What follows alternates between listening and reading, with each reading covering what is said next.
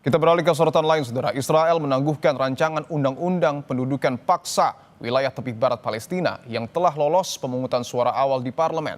Penundaan terjadi usai Presiden Donald Trump mengancam akan menarik dukungan.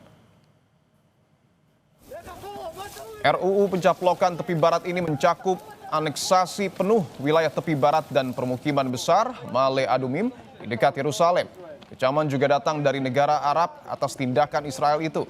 Namun saat dikonfirmasi, Perdana Menteri Israel Benjamin Netanyahu justru memuji hubungan Israel dengan Amerika Serikat saat menanggapi pertanyaan tentang ultimatum Presiden Donald Trump terhadap aneksasi Israel atas tepi barat.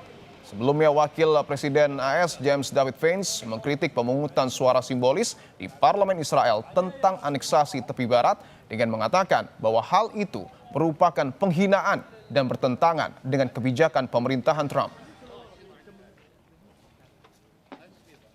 כי אני נתתי את מילתי למדינות ערב, והוא אמר לי נעשה את זה, נאבד את התמיכה האמריקאית. האם האמריקאים מכתיבים עכשיו מדיניות לישראל? מה תגובתך?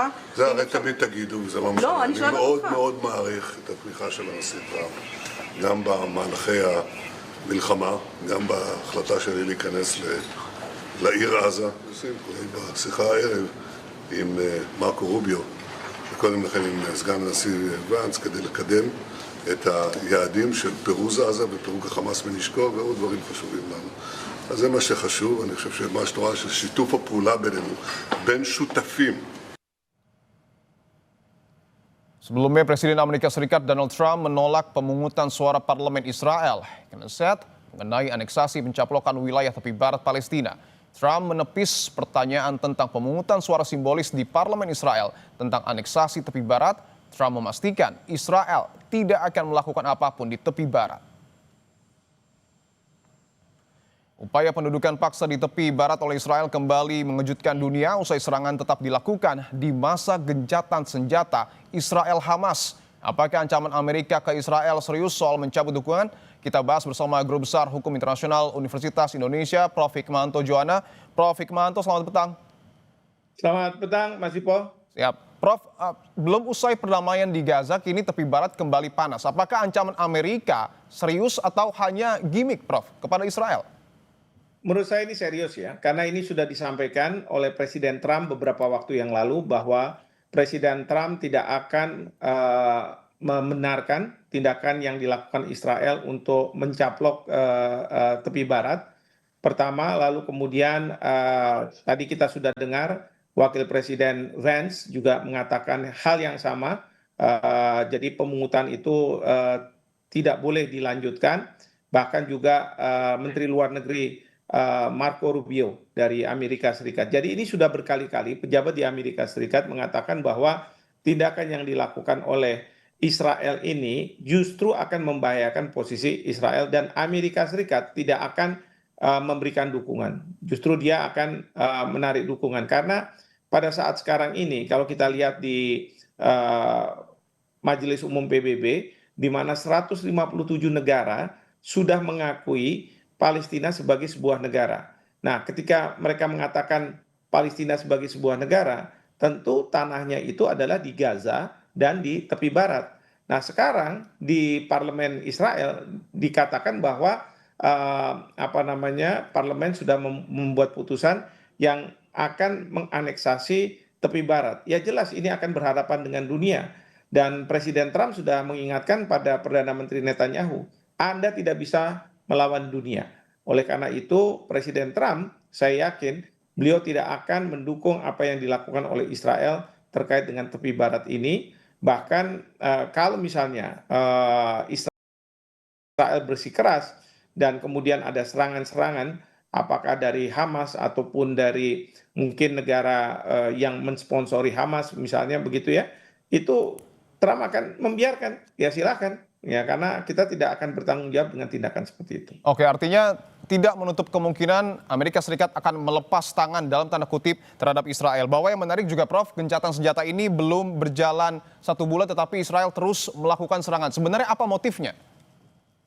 Ya, motifnya bahwa pertama Netanyahu ingin menangnya itu adalah menang yang total. Bahwa saya harus menang berhadapan dengan Hamas. Pertama, dia tidak cukup puas dengan pengembalian sandera, baik yang hidup maupun yang meninggal, tetapi dia juga mau untuk bisa menganeksasi tepi barat, bahkan juga nantinya Gaza. Sehingga apa? Yang namanya two state solution itu ya tidak ada di dalam benak pikiran Netanyahu. Yang ada adalah one state. Dan one state itu adalah Israel.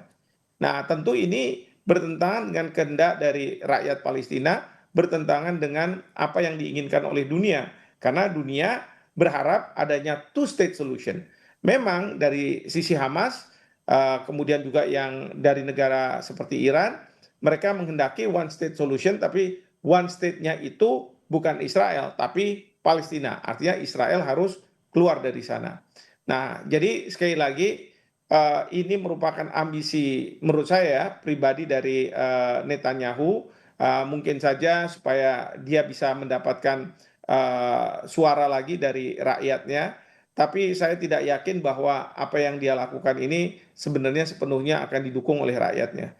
Karena rakyatnya sekarang dengan kebijakan-kebijakan Netanyahu, mereka merasa menghadapi berbagai macam kesulitan ketika mereka ada di luar negeri, Oke. berwisata, bekerja, bahkan juga bertanding seperti kemarin ke Jakarta, akhirnya visanya ditolak dan lain sebagainya. Oke, bahwa kalau melihat dari penetrasi yang kemudian dilakukan oleh Israel, ini nampaknya menjadi sebuah tantangan. Tantangan apa yang menurut Anda paling besar dalam implementasi gencatan senjata antara Israel dan juga Hamas?